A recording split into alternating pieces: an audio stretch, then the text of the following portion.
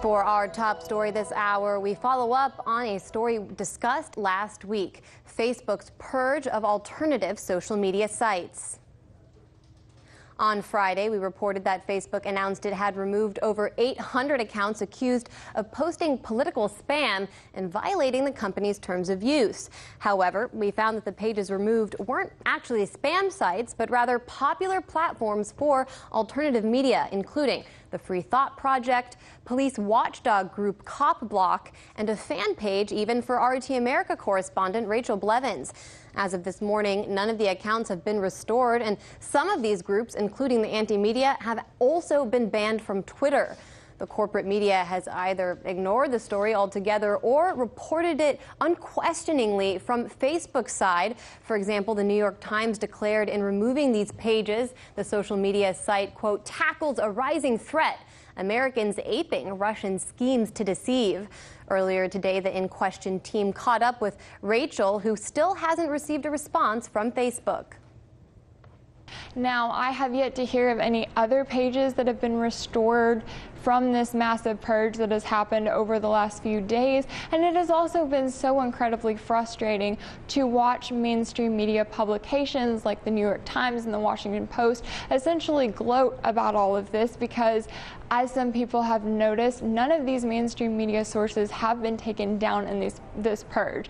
There are a lot of different pages that have been targeted, but some of them are these big alternative media websites and independent voices who have gained a following because they challenge the mainstream narrative and because that is something that the public really wants to see. And so it is frustrating to see the mainstream media reacting in the way that they are. I mean, it's not necessarily surprising, but at the same time, it also says a lot about Facebook and the decisions that they're making. They seem to be acting in the interest of the Atlantic Council and the Department of Defense by targeting, dissenting voices that are out there and that are questioning the mainstream narrative. With Facebook in question, we're joined now by Afshin Rattanzi. He's the host of Going Underground on RT. Welcome to In Question, Afshin. I wanted to ask you about the fact that here in the West, we're constantly told that we should be grateful for our free and open access to the internet. Should we be questioning that notion in light of recent news? Well, in fairness, Rachel, could be arguably inauthentic. I mean, this is quite an amazing piece of news that 800 sites could be cut off in this way. And yet this show hasn't been cut off, its Facebook page. My show, Going Underground, its Facebook page is still there. Obviously, we are still authentic. I mean, they actually said, the cybersecurity head of Facebook, Nathaniel Gleicher, educated at Yale. I looked at his Facebook, it's still up, Chicago University, pictures of snowy mountains. That's all I could see. Those are authentic. Oscar Rodriguez, product manager of Facebook, there's just a view of Sao Paulo on his Facebook page. Nothing, I didn't see Bolsonaro on there. It is amazing how much power a company like Facebook can wield de facto, subsidized by the U.S. taxpayer, in the sense that the internet itself was invested in by generations of Americans. And now these companies can completely decide what is authentic, what is inauthentic ahead of your midterm elections. But it's not even just political, because of course this could be cultural, artistic, every manner of human right and freedom of expression as talked about in the United Nations Charter. And what's interesting about this case is that Facebook is acknowledging they're targeting Americans, but accuses them of, as the New York Times put it, aping Russian schemes to deceive. What qualifies an American or Brit or anyone else to be accused of parroting Russian disinformation, whatever that means?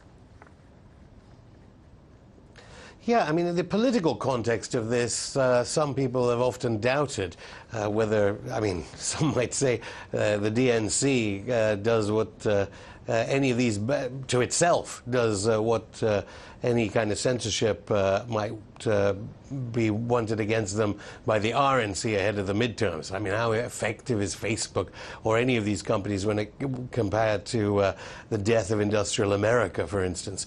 But the idea that they then say, look, this is foreign governments that are doing this, when of course these sites, I think one of them, Reasonable People Unite, some progressive website with 2.25 million followers, just like that, the switch can be turned off. There is no democratic accountability. And when journalists should all be uniting together to say we support freedom of the press, they act all McCarthyite. So it is a dark day for freedom of expression. Yeah, that's key here, because the New York Times, as I mentioned, they're just reporting this as though Facebook is doing us all a favor, taking out Russian bots like Rachel Blevins, who we all know is actually a real person and serious reporter.